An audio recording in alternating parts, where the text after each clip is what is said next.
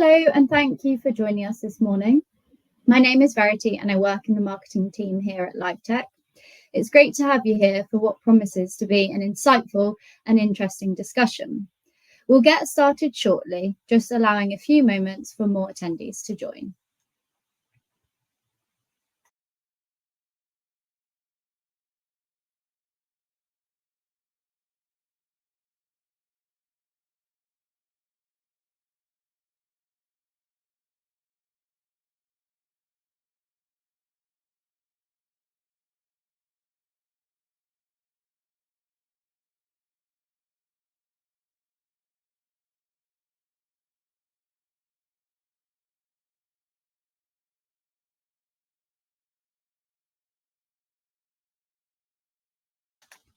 So it looks like most of our attendees are here now, so let's begin.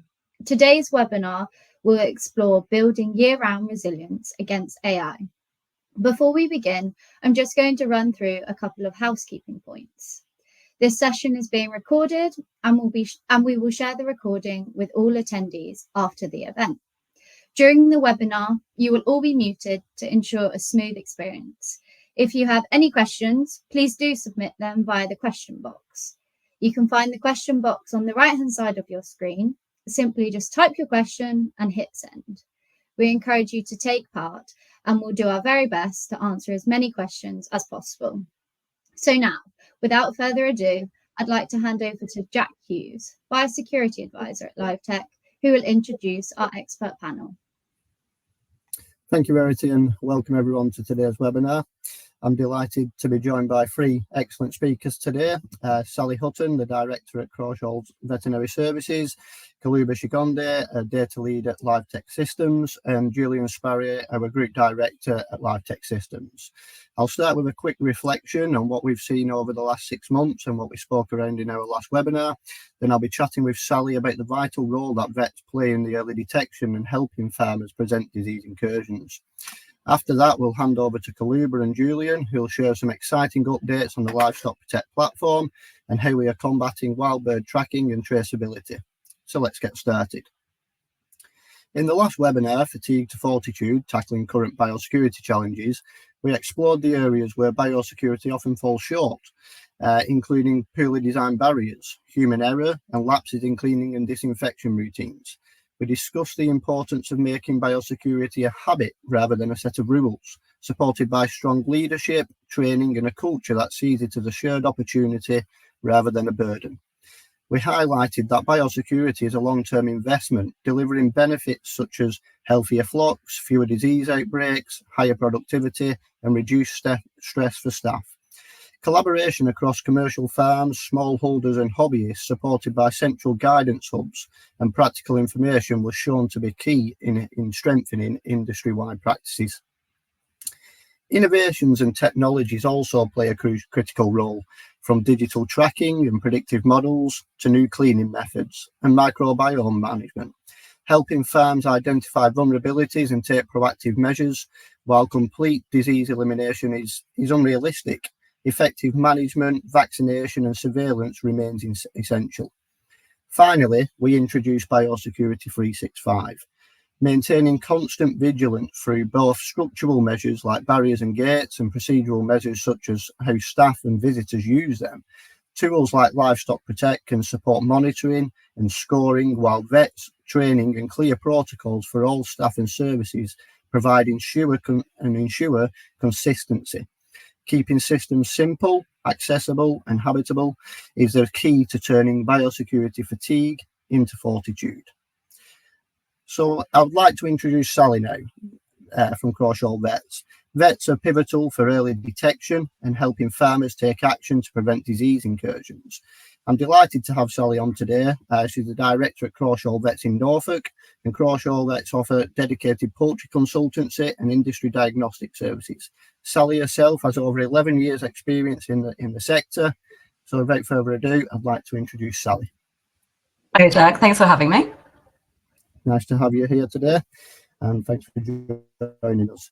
So I'm just going to go through a few questions and we'll to and fro here, Sally. So in the last, in your 11 years of poultry practice, what what are the top 2 most common biosecurity failures you encounter on site? Thanks, Jack. So there are multiple, as you can imagine, and as you don't know yourself. So it's really hard to sort of narrow it down into 2, but I got to say that's something that we come across quite consistently, and it's regardless of the type of site that we're visiting, whether it's sort of broiler breeders down to sort of game bird setups. It's normally sort of inadequate signage around car parking, separation of traffic from the biosecure areas, poor demarcation of where the biosecure area actually begins, including where you sign in, where you change into PPE, etc. And also provision itself of PPE. We normally carry our own, obviously, but for the protection of your site, I would recommend that you really offer it to visitors, and you really offer it at that transition between the clean and not clean areas, so that it's clearly available and visitors can and will use it. Also, another thing that we tend to find quite commonly actually is misunderstanding around sort of boot changing policies. I sort of lost track of times even when I'm on site and chatting away to someone during a visit, and we'll come to a boot changing barrier, and they'll either pick up the boots one side and put it from the clean side, and they'll put it in the dirty side, or vice versa, they'll step over the barrier and then change their shoes. And when we have to sort of have a quick discussion about actually what that barrier represents and how we use that as a physical barrier to stop things getting into the shed. One of my colleagues once told me that the easiest way that she visualizes it and explains it is that imagine that the dirty side or the unclean side has paint or something that you're trying to stop from getting into the shed. And therefore that kind of helps that visualization around it. Oh, that's great. I mean, yeah, that's something we see very often is, barriers are put in place to comply, and, not to be used in a way where to actually stop things getting into the sheds. But from my side of things, if we're looking at stopping things getting into the shed, why are we also not looking at things getting out of the shed? And as we well know, with avian influenza and salmonella, the spread of that across a site is a great effect to the farmer and the how that runs. But is that a mindset thing? Is it a training? I mean, how do you go? I think it's like with most things, I mean, it's a vet's favorite word, isn't it? It's multifactorial, isn't it? So it's a combination of attitudes and training around and the implications and importance of these things. Like you say, it's not just about preventing things from getting into the house, it's also from preventing things from getting out of that house. Like you say, in the case of salmonella, just managing to maintain it in one house is vitally important. And then obviously in terms of bird flu as well, we only receive compensation for the stock or the healthy stock that's slaughtered. So even if the worst imaginable must happen, then at least you sort of increase your chances of a bit more of a financial return if the worst was to happen. But you're right, even I think there's also comes down to structurally. So even within one site, I've been to sites where you've got the newer buildings, you've got the older buildings. The newer buildings have a very nice sort of concrete barrier where you can actually sit. And, as you change your boots or put boot covers on, you can swing your legs over, which makes life a lot easier. And then on exactly the same site, you'll have barriers which are actually in the shed rather than in their own specific annex, and then the step over actually becomes a step over into the actual house. So there's obviously complexities around how you manage that and how you educate your staff and how you make it easier for staff to follow the biosecurity procedures that should be in place as well. Yeah, I mean, it's always difficult to retrofit biosecurity to sheds which was never intended to be built in that way. But everything is possible. It's just understanding how we get it to work and be functional. So I guess that leads to the next question that I've got for you, Sally, is what's the one behaviour change that would most reliably reduce disease risk, and how do we make that stick with not only staff but also the owners of these sites?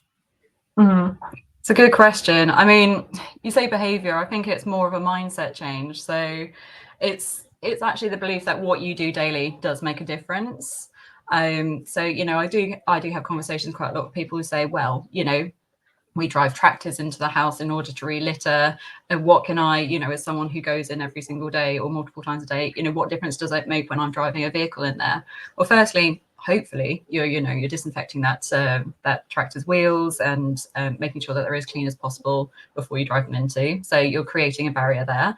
And secondly, you as a person are hopefully, thing that's going to enter that house the most. So actually you are the highest risk almost.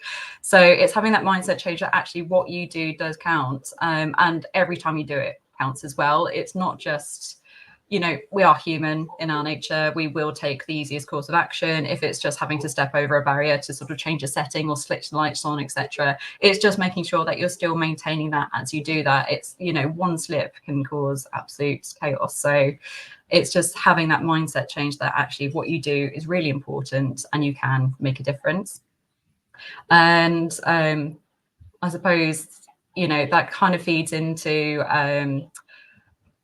site maintenance as well. So thinking, that will keep all that weight for tomorrow. It's really important to be able to maintain a site which does, or the materials of the house which does prevent incursion.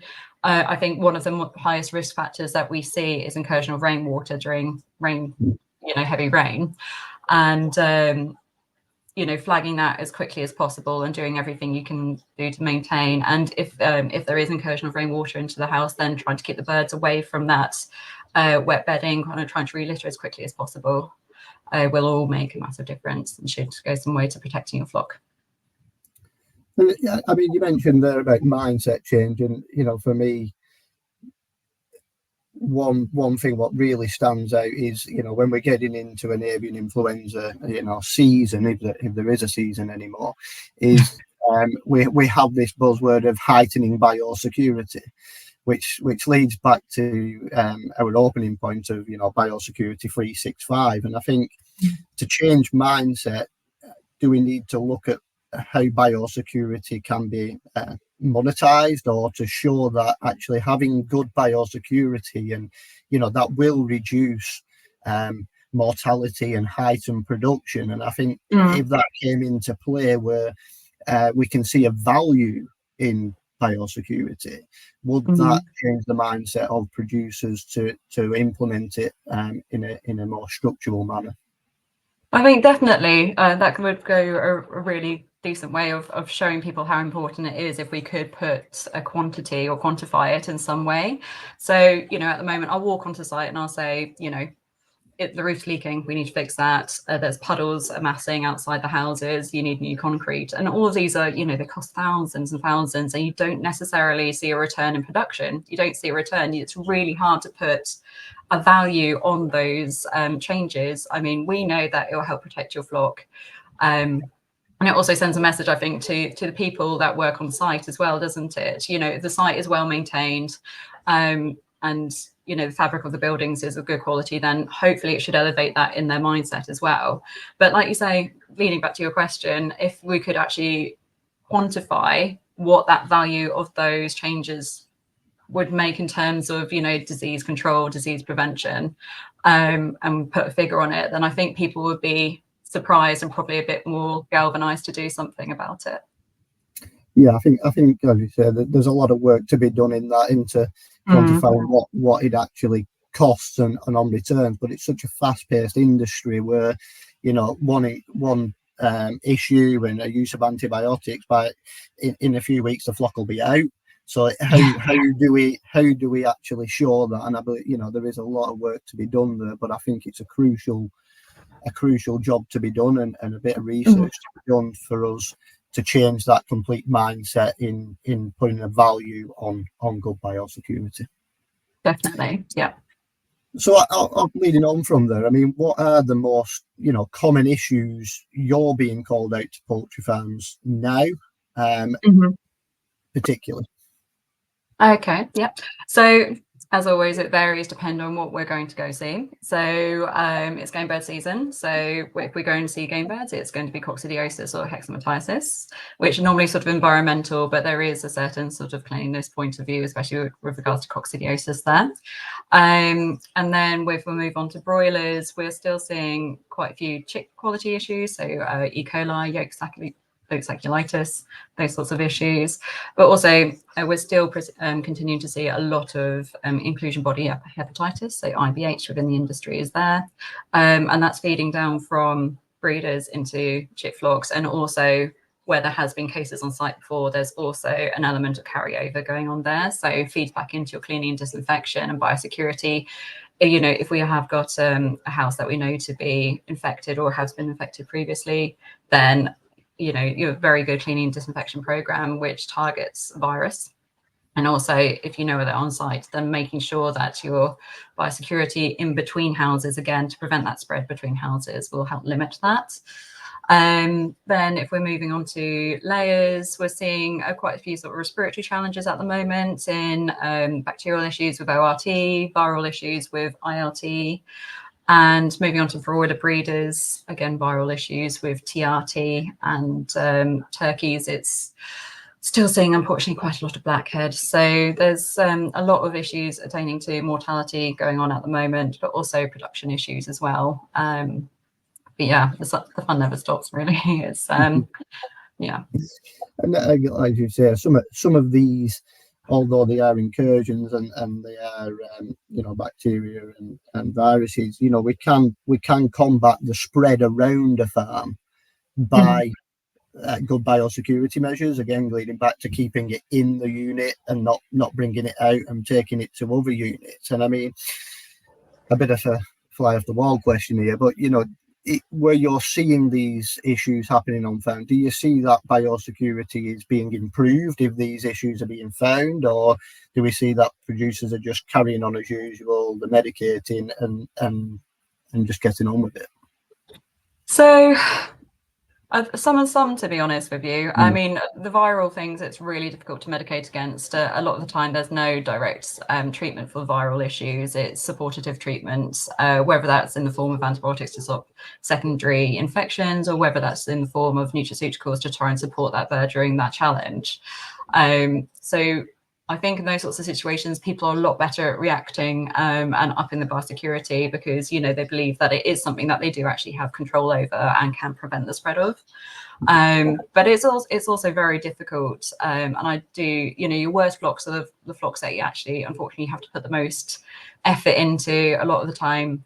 If it's sort of a production, if it's a sort of scouring issue, or enteric issue, or blackhead issue, where you have to do a lot of physical, you know, rebailing or culling, I can understand how fatigue sets in quite quickly. And so it's just supporting people, reminding them that actually what they're doing is really important. So it's, you know, biosecurity is as important as the relittering, as the culling, as providing food and water sometimes as well. Of course. So that leads me to another question and a hot topic in the industry at the moment around vaccinations, particularly around, you know, AI vaccination and where that could be coming into play and when that may come into play. So what's your view, and how do you see us balancing biosecurity with vaccination and surveillance? So I mean, there's some people out there who, as you say quite rightly, rely possibly overly on vaccinations. But to that point, there's some of those diseases that I've named that we can't vaccinate for. And that does include avian influenza, but also includes a lot of the viral issues that we're seeing at the moment, like IBH, blackhead, for example, in turkeys. You can't vaccinate for those yet. So there's still some very, very important diseases that obviously we can't vaccinate for. Secondly, as well, even if we were to be able to vaccinate for all of these diseases, you need the bird to be healthy in order to mount immune response, and for that vaccination to therefore be protective. If the birds are being constantly bombarded with diseases, whether that's carryover in their houses due to ineffective cleaning disinfection, or through introduction accidentally through lack of biosecurity or poor biosecurity, then those birds aren't going to be healthy enough to even respond to that vaccine that you spent a lot of time and money administering. So it's not a silver bullet. And also adding on to that, you know, even at the point that you administer a vaccine, it can take 2 to 3 weeks for those birds to actually mount an immune response that's protective. So they're going to need protecting even within that time. It's not like, it's like us. If we have a vaccination, then it's still going to take a couple of weeks for that to kick in. So we need to protect them during that time that the vaccine is still building within them. Yeah, I think that's the two sort of key points there, really, when it comes to sort of balancing vaccination. I think they're both equally as important in order to protect your flock. Yeah, of course, and that is something I see is well we're vaccinated, so why do we need to put these measures in place? And I think that's a human nature thing as well to some extent. Is you believe you're covered, so why do you need to put the measures in place to stop the implication? But if we can be more proactive than reactive within the industry as a whole, we will be more tight on that production and supply chain. So to me, backing up what you're saying there, Sally, is although vaccination is a key part in some of these issues, biosecurity is still a major part in the other issues what may arise away from the vaccination. So I would second that. Exactly, and just to add on to that point, is that no vaccine is 100% effective either. Even with all the best will in the world, you're never going to be able to vaccinate 100% of those flocks, apart from some vaccine forms where it's injection or eye drop. And still, the best way of actually protecting your flock isn't necessarily through vaccination; it is through biosecurity anyway. No, I appreciate that, Sally. So finally, as we're as of tomorrow, moving into a new avian influenza season. Again, if there is a season, we're already seeing outbreaks, and hopefully we don't see too many more. What do you see is how important is it for producers to be notified and to be aware of wild birds which are being found, and the possibility of wild bird tracking?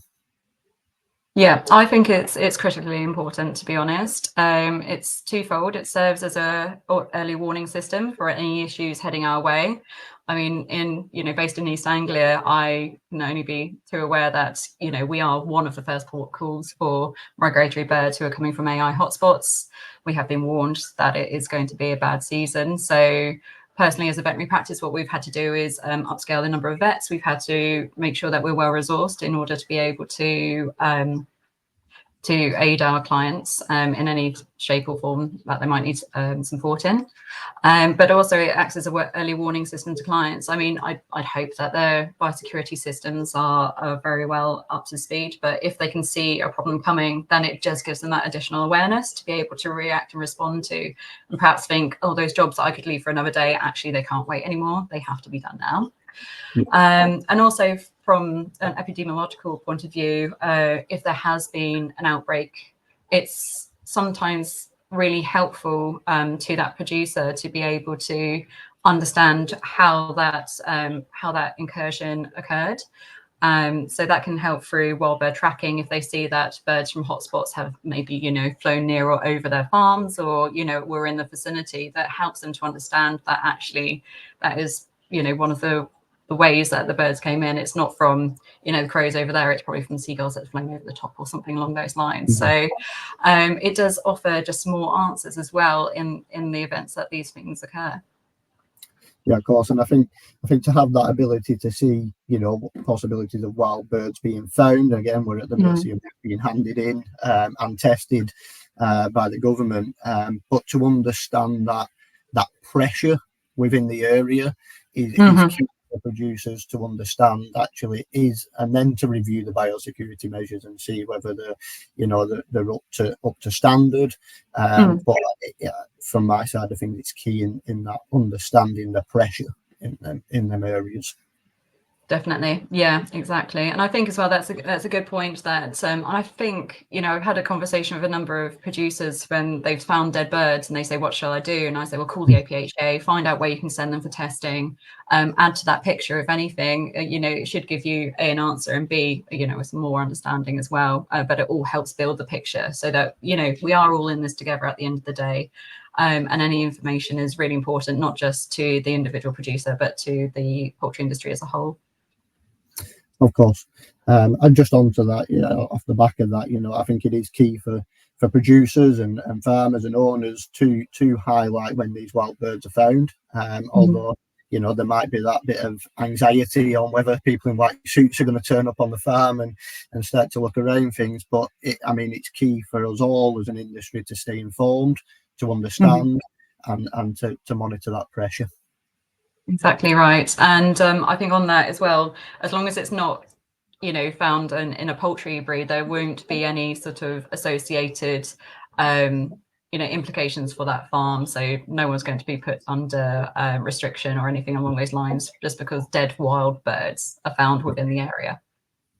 No, thank you for that, Sally, and thank you for this informative chat. And after, on the back of that, we're now going to hand over to Kaluba and to Julian to showcase how we are combating wild bird tracking and traceability. Thank you, Jack. Hello, thank you. Yes, thank you very much, Jack and Sally, for that informative discussion.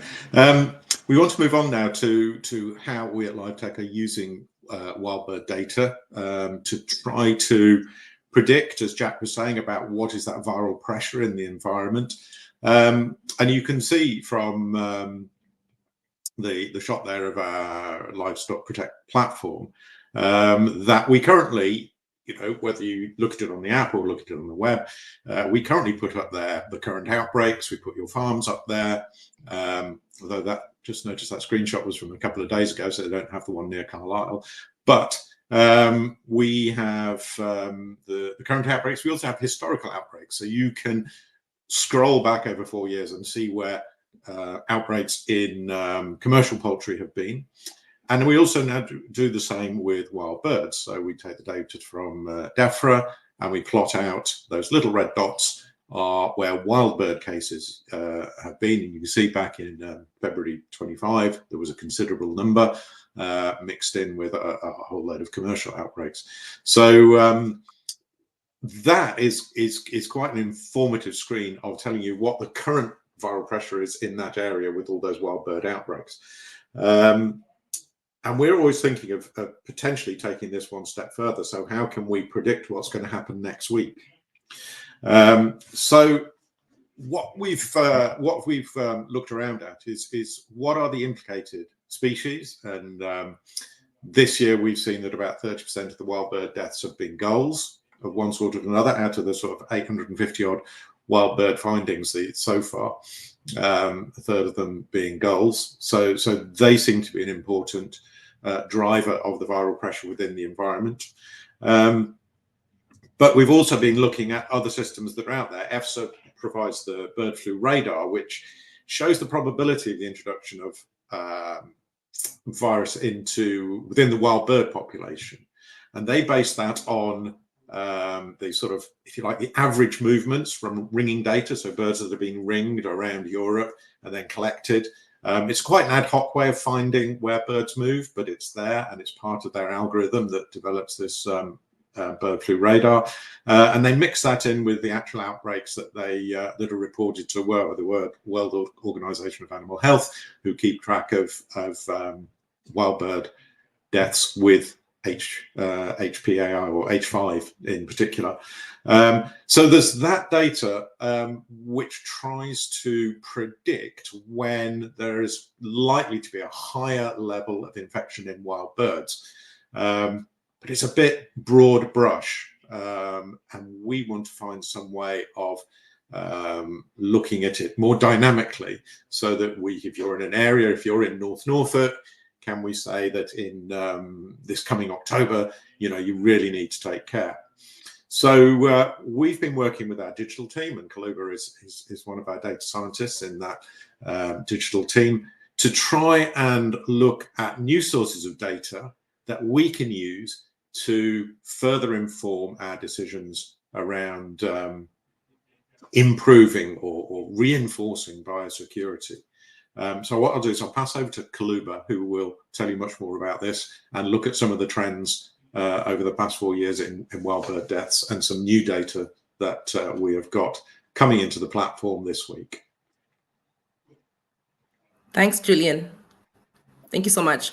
And before I get to the exciting part, which is the wild bird tracking, I just want to give our audience a bit of context into where we started and where we're going. And our mission here is to help the industry move from being reactive, from being firefighters, to being proactive, and how can we start using data as an early warning system And so where we started was we started looking at AIV outbreaks. This is data from the APHA from the last 5 years. And we analyzed that data, and you can see in the graph in front of you that across the 5 years, avian influenza or AIV outbreaks don't follow the same script. If you look at the worst outbreak that we experienced, which was in 2022, where the outbreak spiked in October. And if you look at the following years, 2024 was quiet. And now we're in 2025, which is the dark blue line. And you can see that for some of the months in 2025, we experienced higher outbreak numbers, even higher than we experienced in 2022, and even higher than the average across the 5 years, which is the orange line. So we don't know how 2025 is going to unfold, but what we do know is that avian influenza is a year-round risk. It's no longer just a winter peak disease risk. It is a year-round risk, and we need to start taking the measures. So now, because we understand that, we know there's things that are driving this trend, so we need to start asking ourselves is what is driving these trends. And so we started looking at the next thing, which was the wild bird deaths. And so if we can move to the slide with the wild bird deaths, thank you. Thank you. And so if we look at wild bird deaths, we started looking at wild bird deaths, and similarly, we had looked at the data across the last 5 years, again, APHA positive wild bird data.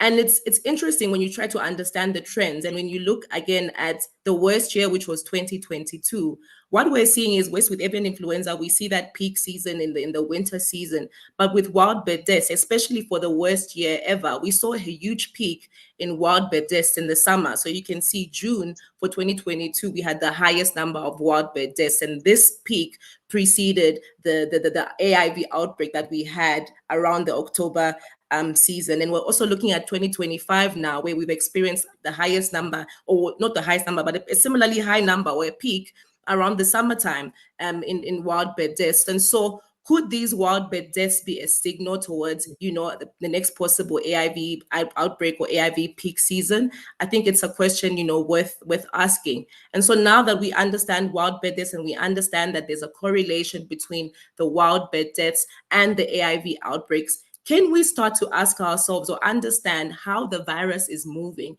And if we can understand how the virus is moving, then we can start to become proactive. And that's why we started looking for data sources on live wild bird tracking.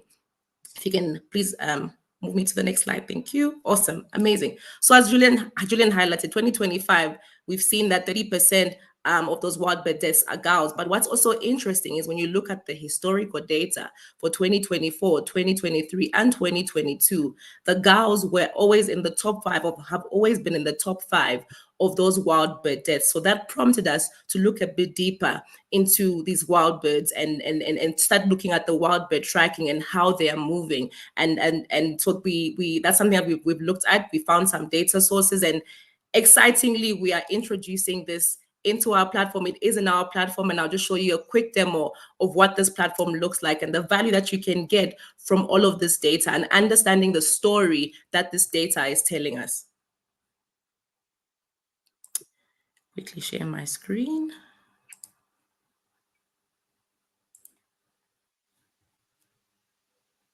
Can you see my screen?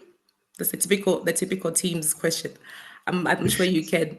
So this is our platform, the Life Sector Protect platform. If you don't have the app, I encourage you to download the app. Is interesting data that you can see. So currently in our platform, as we mentioned, you get to see current outbreaks, and if you're in an outbreak zone, you will be notified, and that gives you the ability to act immediately. But what we also have is historical outbreaks in the platform. This is on web. Currently, I'm looking at web, and I just want to take it back to 2025, around probably May, as we're approaching a high number of, so we have historical outbreaks, but we also have the wild bird deaths. And what's interesting for me is I like to play around with data, and I like to look for any trends or exciting patterns. And what's interesting is in some cases where you would see a wild bird death, and shortly after you see an outbreak in that area. So I just want to highlight this one specifically, or this area specifically, where we had a wild bird death area. Keep an eye on that sort of point, and look at what happens in the next month. In the following month, we have an outbreak in that area. interesting, right? So it's always important to keep an eye out on these wild bird deaths, because you never know. Just as well, if you look here, it's somewhere in Wales, we're seeing as well closer to the AIV outbreaks, we're seeing a cluster of wild bird deaths. But in addition to the wild bird deaths, now we want to understand how is the virus moving. So we've introduced the wild bird migratory pattern, so live bird tracking. We found a data source that's allowing us to track these birds. And if we can understand how these birds are moving across the season, if we can understand or see that a bird has come from an outbreak zone, and can we start to take action and measures? And so we've introduced that into the platform. We have 2 species currently. It's the lesser black-backed gull, as well as the herring gull. Now, this is just a sample, by the way, of species. It's 90 or so odd species that we are tracking. And again, what's interesting is if we keep an eye out around June, if we move, I'll drag that forward. So you can see the lesser black-backed gull tends to be the one that travels the long distances, tends to be the one that's the cross-continental mover, while the herring gull is more the sedentary mover. So if I move to July, what's interesting is you can see that we have a lesser black-backed gull heading straight into an outbreak zone. And they tend to also sometimes cluster around that area.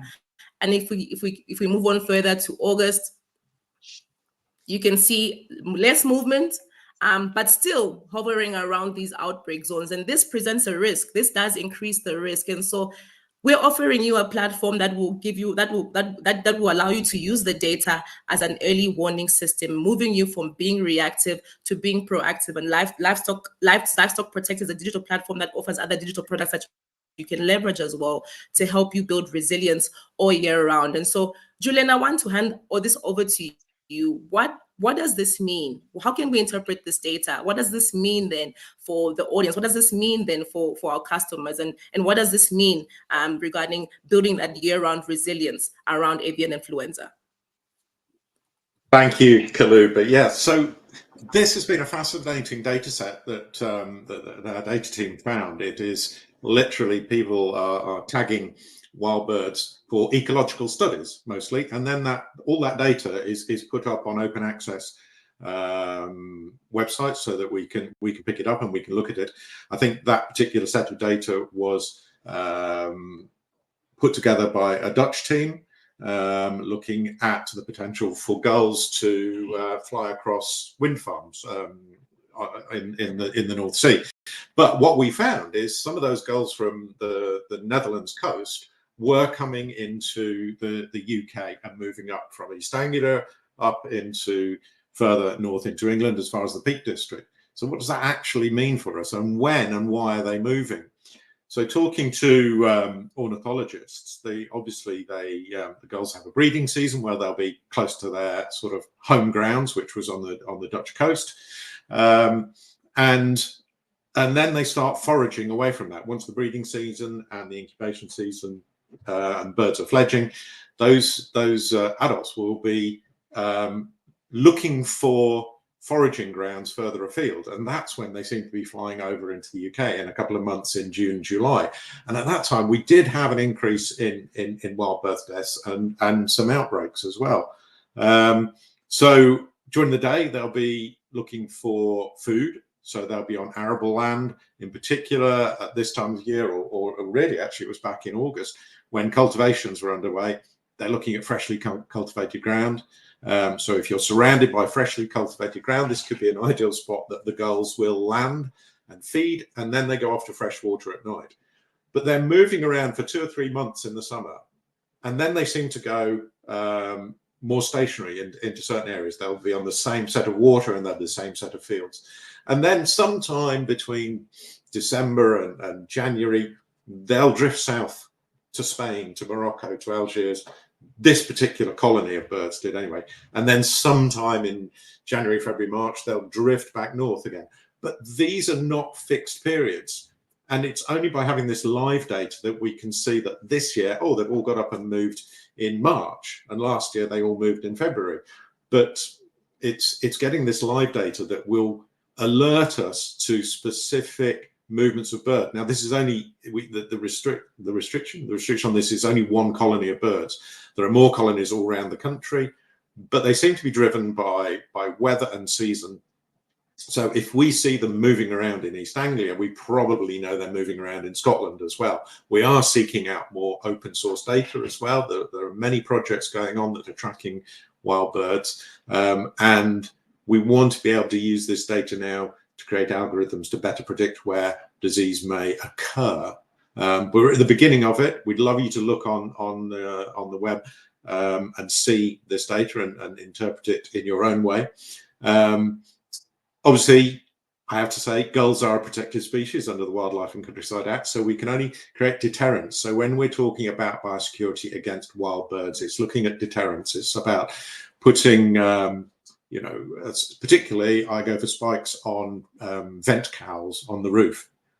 We know from experience that we've found contamination from wild birds in roof cowls that sit on the roof. So deterrence around those, and anywhere that you see wild birds trying to roost, you can put deterrence in place. Best line of defense, as we say, is year-round biosecurity. So it's using those summer months to maintain your building and do all these jobs that will keep wild birds out. Check your netting, check that all your 25 mil grids across any ventilation openings are still in place. In fact, if you want to put 20 mil or something smaller, please do. But officially, it's 25 mil. And as Sally said before, these wild bird deaths are really important because what you tend to find is that wild bird deaths get reported on coastal areas, footpaths, and places where the general public find them. It's very rare that farms do. And we have a lot of clients ring us up and say, well, of course, I did find all those gulls in the grain store. Now we need you know, it'd be really good if DEFRA were informed of these. It doesn't put any restriction on your farm, but it does build up that picture, and it makes these predictions much, much better. So please do look at that. And also, you know, send us your feedback on what you think of these wild bird tracking that's available in the platform.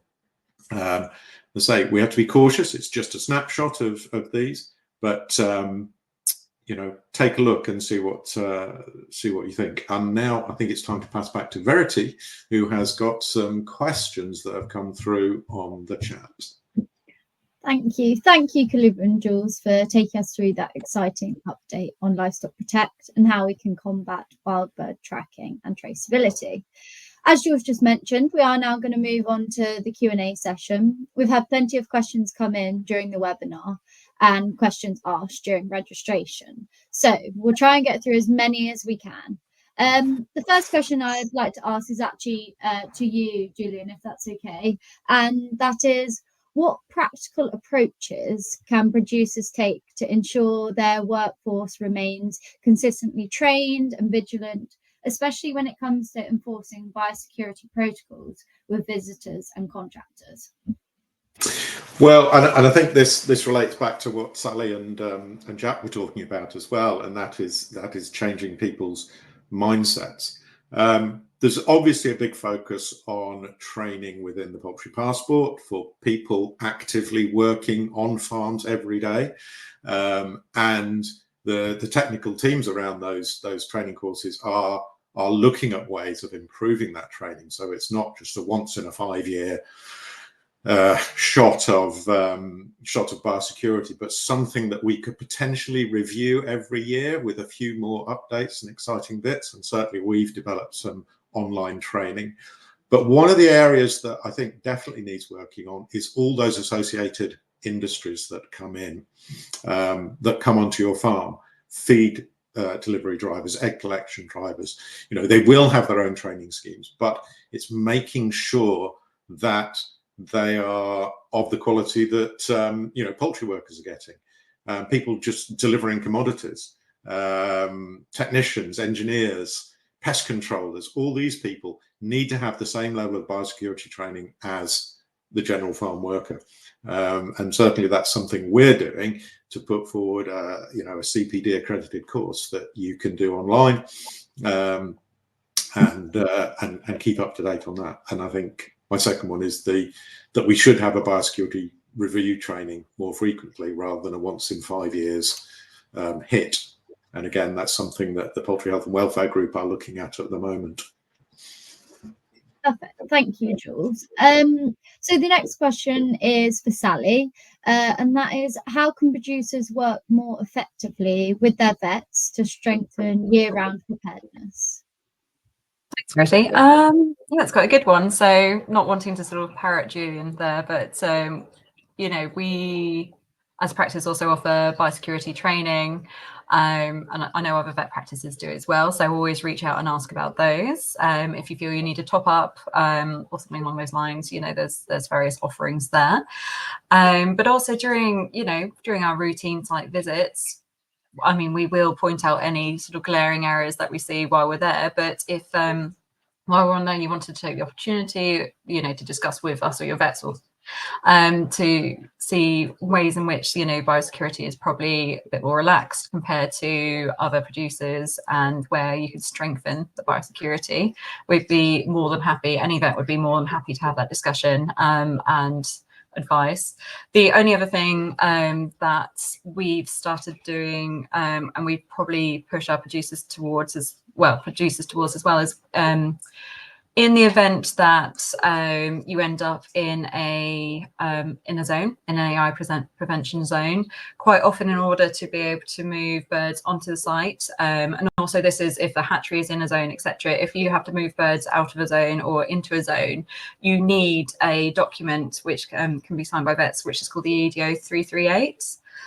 This is valid for 6 months, and it's well worth doing if your vets are coming onto site anyway, is to asking them if they would be prepared to do that document, or at least prepare for that document while they're on site, because we need quite a lot of information regarding, and you know, it does require the meshing of vents, as Julian said, etc. So making sure that your site is ready for those requirements and making sure that it, you know, you probably even have this form in place will actually prove dividends if you would do happen to be caught up in an AI prevention zone. It's something that we started doing as a matter of routine. I mean, you can imagine around here it is a hotspot. We know it's coming. We've already had various producers within the zone, you know, within the last couple of months, and you know, the amount of visits that we have to do increases exponentially. So if you've already got that document on site, then it's actually very, very useful. Perfect. Thank you. This next question is actually towards Kaluba, if that's okay. And it's to do with what are our next steps in the data. So what does the future look like for this feature? Thank you. Thank you. So we would actually, as Julian mentioned, appreciate the feedback. So if you can give us feedback on the platform, but this is currently live in our web platform for our web users. And so we're looking at expanding and introducing more species, as well as acquiring more data and including the rest of Europe as well. And so actually, it would be interesting to hear what the audience would like to see in terms of maybe species, in terms of what they would like to see in the platform, what would be exciting for them. That's something we would appreciate. But yeah, definitely looking at adding more species and expanding towards the rest of Europe. Very exciting times ahead. All good. So next is, I'm just going to go to Jack, if that's okay. And it's, how does the biosecurity assessment tool in Livestock Protect complement or support an audit? Oh, thanks, Verity. I mean, the platform as a whole will help audit companies and, you know, third-party auditors in knowing when farms or potential farms are visiting in or out of zones, particularly around the AI season, knowing where wild birds are moving. So in regards to the mapping feature, which is obviously a free feature within the system for users, that's fundamental in them understanding where outbreaks are and what farms may well be falling into them zones. In regards to the other modules which are available within Livestock Protect, I mean, the emergency response plan in its entirety would cover off a lot of questions within an audit, either that being a Lion Code audit or a RSPCA audit or even a Red Tractor audit. Just simply with the data which is captured in there for our customers who are on that track to being prepared. So all of that information, what's held in within our documentation, is what's needed if you was to fall into an avian influenza zone or in to become an infected premises. So I think for auditors, if they was willing to and had hold of that information, they cover off a lot of the questioning around documentation. And obviously our EBAS system, which is a electronic biosecurity assessment system, is quite an in-depth site-specific, shed-specific biosecurity assessment tool, which drills down into the protocols, procedures and infrastructure what is available on that site. And then we feed out recommendations on the back of that. But it does ensure that producers are being informed of where they may well be falling behind, in what zones on the farm, and that's broken down into the 5 generic zones of the farm, from the rest of farm, perimeter control point, general area, intermediate areas, and the live bird area. Ultimately, what's happening in the rest of farm and looking at wild bird tracking and traceability is pretty much out of the control of the farmer. So we look at that in a way of, this is a risk to the farm, but everything beyond that point, from the perimeter control point all the way up to the live bird entry, every protocol and procedure and infrastructure is under the influence of the producer, and they are able to monitor that. So that would be my answer. Thank you, Jack. We do have just time for one more question that's just come in. This is Jules or Jack or whoever fancies answering it would be great. So how can producers use Livestock Protect to monitor AI risks in their area? And what type of alerts or trends should they be paying attention to as the season progresses? I think from, again, what Kaluba's pointed out there is that we do tend to see wild bird cases on the map before cases in commercial poultry. There was some interesting spots up in North Yorkshire that we could see last season, wild birds tracking down the River Swale, closely followed by some outbreaks. So if you do have access, and this is on the free app as well, is plot your farm on it and just keep coming back every few days to see where that wild bird activity is.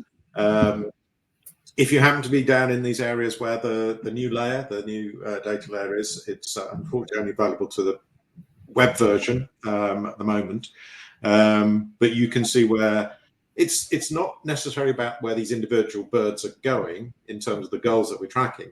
It's the general point that they're becoming very active and moving long distances. Some of them move, 50, 60 kilometers a day. So the goal that you see on your shed today is probably not the goal you see on your shed tomorrow. And they are moving up and down the country. But in some months, they're very stationary and very static and sit on a water body or around that. So just popping back into the platform every so often, just to check the activity levels of these birds, could give you an idea, even if they're not in your area, of where you are in the country. They're probably more active at that time, whether it's foraging behavior, looking for feed. And it is heavily affected by the weather, basically. So if you've got strong winds in a certain direction, the birds will fly in that direction. They're not going to fly against the wind. So this is probably one of the ways that the virus is tracking around the country. It's with the wild birds, and they're flying with the wind. So not just the wind. But keep popping back in. I don't know if you've got anything to add, Jack. Yeah, so I would advise, all producers and personnel in the industry, download the free app, at least, pinpoint the farm, or pinpoint the house if they wish to, but also then they get notified. So we send out a notification as soon as that zone is put into place, if there was an AI zone in place, and we put a notification out when that AI zone is pulled away as well. So it keeps you more informed, stops you trawling through DEFRA's website. Ultimately, the wild bird findings are in the deep dark depths of the DEFRA website and take some finding, and will not necessarily specifically say where they are until you dive down into that data. So I think ultimately for myself it would be to get as many people onto the app as possible and stay aware. Thank you both. That was great. And that's all we have time for today. And I'd like to say a huge thank you to our panel. Really appreciate all your insights and all your contributions. And thank you to everyone for joining the webinar this morning. We hope we've answered as many questions as we could get through. But thank you so much for your time. Enjoy the rest of your day, and goodbye for now. Thank you. Thank you. Bye. Thank you. Thank you. Bye-bye.